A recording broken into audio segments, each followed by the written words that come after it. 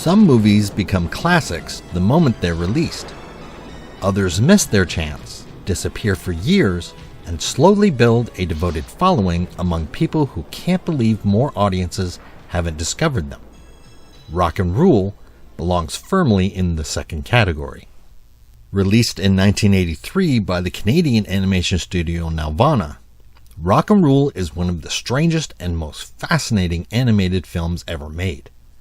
It's a post-apocalyptic science fiction story, a rock opera, a fantasy adventure, and a cautionary tale about fame and artistic corruption all rolled into one. For many viewers, watching Rock and Rule feels like discovering a hidden treasure from another era, a movie that took enormous creative risks and refused to play by anyone else's rules. The film takes place in a distant future after humanity has destroyed itself. In its place, mutated animal-like beings now inhabit the Earth. Their world is gritty and decayed, full of towering cities, industrial landscapes, and neon lights that make everything look like the world's most dangerous concert venue. In this universe, music is more than entertainment. It's a force that shapes society. Songs carry emotional and even supernatural power. The story follows Angel, the shy singer of a struggling band, and her boyfriend Omar, the talented but hot-tempered leader of the group.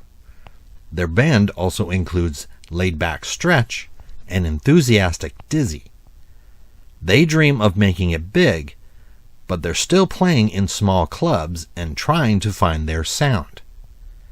Everything changes when Angel is noticed by Mok Swagger. Mok is the kind of villain who dominates every scene he enters. He's an aging rock superstar with dramatic hair and the confidence of someone who believes the world exists solely for his benefit. He's already achieved fame, wealth, and adoration, but none of it is enough. He wants ultimate power.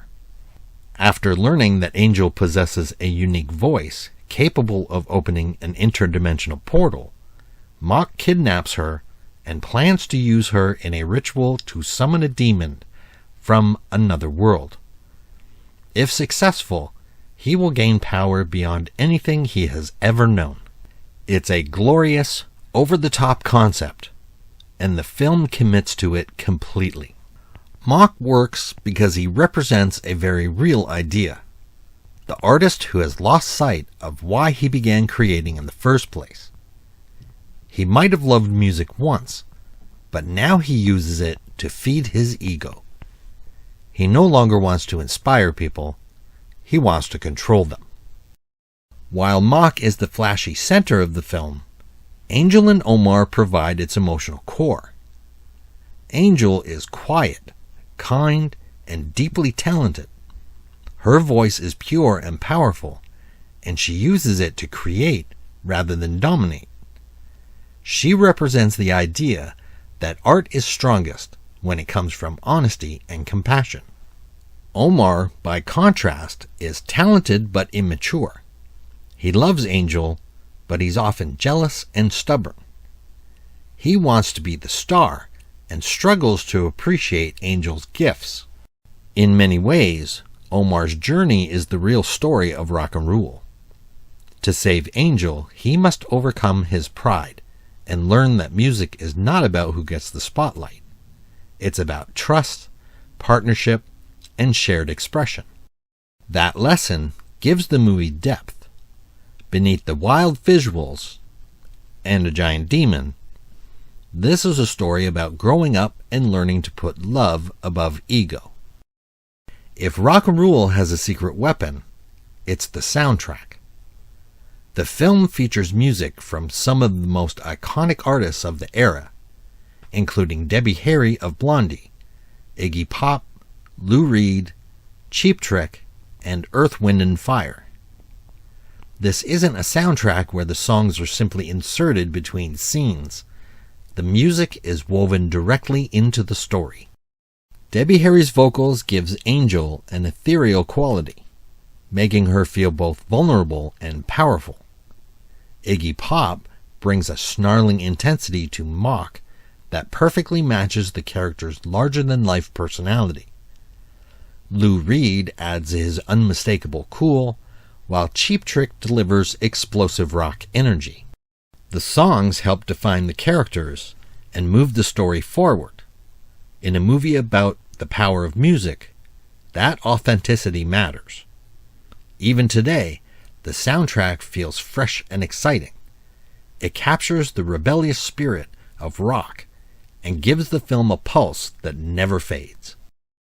Visually, Rock and Rule is unlike anything else from its era.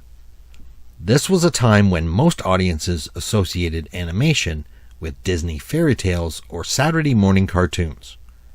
Nelvana chose a very different path. The studio created a dark, stylized world full of surreal dream imagery. The animation has a rough, handmade quality that adds to the movie's charm. Every frame feels crafted by artists who were experimenting and pushing boundaries. The climax, in which Mok attempts to summon a demon, is especially memorable. It becomes a dazzling explosion of color, sound, and nightmare imagery. It feels like a concert, a horror film, and a psychedelic vision all at once. The movie may not have the polished perfection of a Disney production, but it has something just as valuable: personality. Rock and Rule isn't a perfect film. Its pacing can be uneven, and its story sometimes veers into absurdity. But perfection isn't the point. Like a great rock album, its power comes from its ambition, energy, and willingness to take risks. It's the kind of movie that feels alive. Every frame reflects the passion of artists who believed animation can be daring, edgy, and emotionally resonant. More than 40 years later, Rock and Rule remains a one-of-a-kind experience. It's a cult classic in the truest sense. Strange enough to be overlooked, bold enough to be remembered, and powerful enough to inspire lasting devotion. For anyone who loves animation, music, or stories that refuse to fit into neat categories, Rock and Rule is essential viewing. It may not have ruled the box office, but it still rules in the hearts of those who discover it.